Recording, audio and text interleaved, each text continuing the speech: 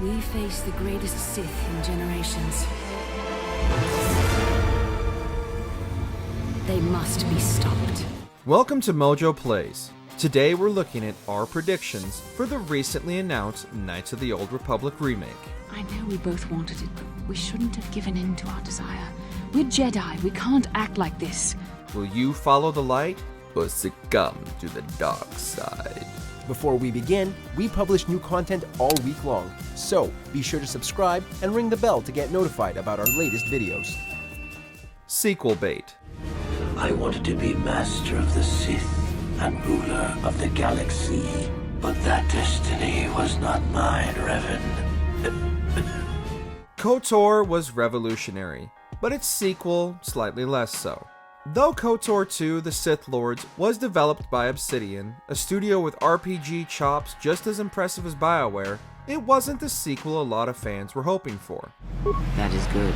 As a breeze may swiftly turn to a gale, you are slowly beginning to be reopened to the Force.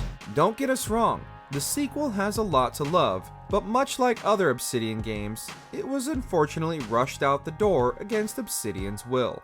This meant that it was unfinished when it debuted, just a year after the first game, which was definitely disappointing for some. However, with the first game getting remade, it's possible that the sequel could get the same treatment. We might get a version of Sith Lords that finally realizes Obsidian's vision. And so it ends, as I somehow always knew it must, in darkness.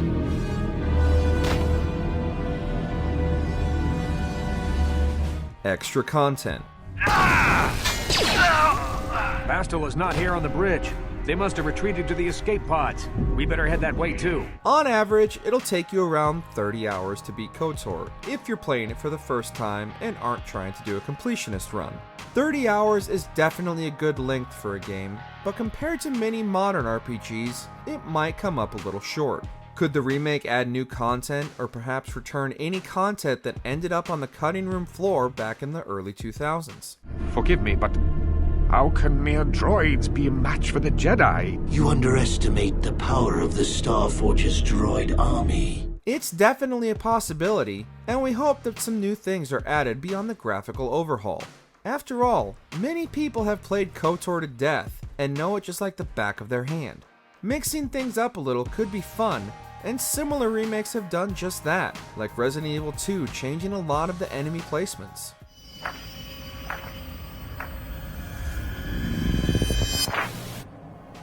Deeper romances. Our connection allows us glimpses into each other's mind. We can feel some of what the other feels.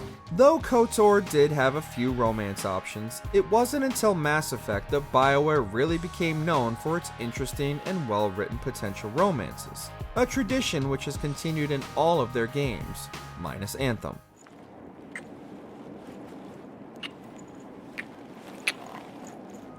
The remake isn't being developed by BioWare, but it would still be nice if the romances it does have could be expanded upon so that they could match the quality of romances in later Mass Effect games or Dragon Age Inquisition. The original game only had one LGBT romance in the form of Juhani, and while this was groundbreaking at the time, the remake could add additional romances and dramatically expand on the three it started with. I know we both wanted it, but we shouldn't have given in to our desire. We're Jedi. We can't act like this. The plot won't change.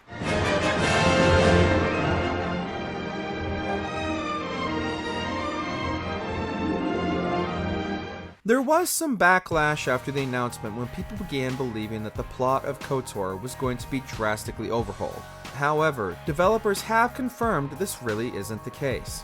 There are going to be extremely minor changes only to the game's incredible plot, though we don't yet know the nature of these changes.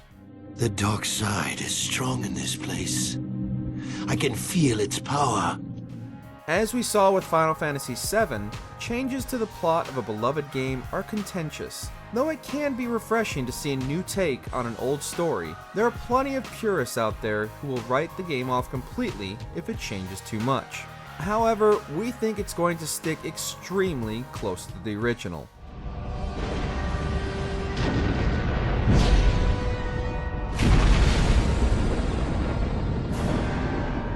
It is not coming soon.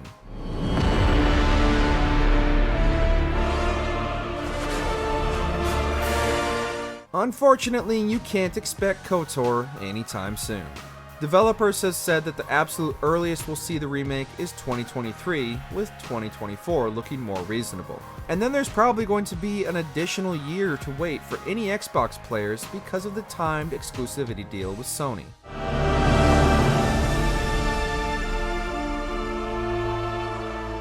Though we all want to get our hands on the new and improved KOTOR as soon as possible, we also want Asper to take their time and deliver an outstanding game. Remakes have been some of the best titles released in the last few years, and hopefully KOTOR continues this tradition and matches the likes of Resident Evil 2 and Final Fantasy VII in quality. Cloud, there's still so much to be done. Next gen only. I was beginning to wonder if you were going to show. The party's in full swing, come on in. You have to try this Teresian ale, it's fantastic.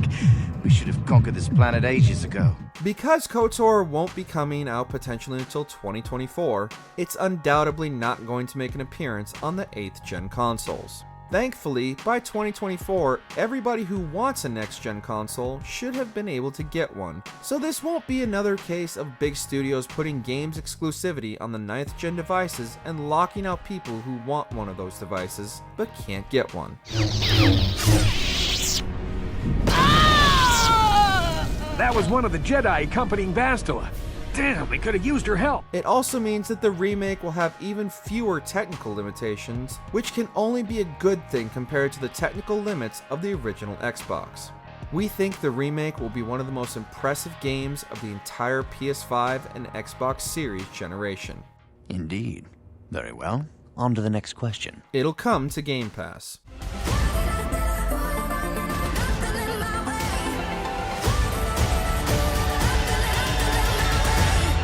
Yes, though the KOTOR remake is being marketed by Sony and has exclusivity, we still think that when KOTOR does eventually debut on Xbox consoles, it will join Game Pass right away, at least for a while. By the looks of you, I'd say you're down here for the same reason we are. That's because the original KOTOR is on Game Pass already, and after a whole year of Sony exclusivity, it makes sense that Microsoft will do everything in its power to get KOTOR on Game Pass so Xbox players can enjoy it too. KOTOR coming to Game Pass is the only thing that would make up for the PlayStation exclusivity, which in itself is a little bizarre when the original game isn't actually available on any PlayStation console. I couldn't really have found much work here anyway. Gameplay improvements. What? For all of KOTOR's good points, it's got one glaring issue in the modern age. The gameplay is clunky and extremely outdated. That's the one barrier to entry that the first game has for anybody who didn't play it when it came out. And considering it released in 2003, that's a huge number of people who will pick up the remake. Yes? Here it is! You cannot win.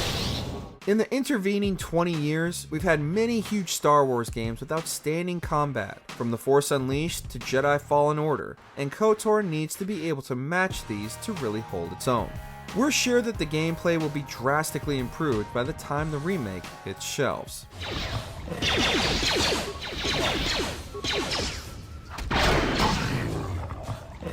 Better morality system.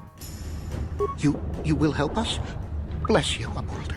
A black and white, good versus evil morality system was fine for an RPG in 2003, but people want a little more from their moral choices today.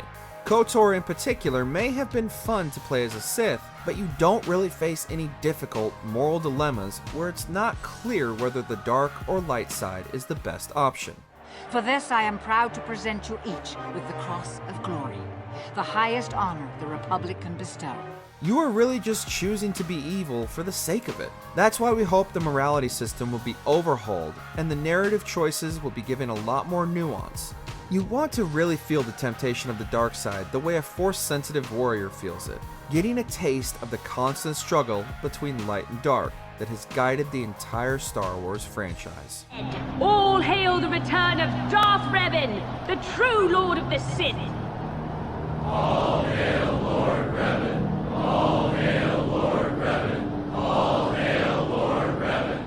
Thanks for watching. If you enjoyed the video, there's more where that came from.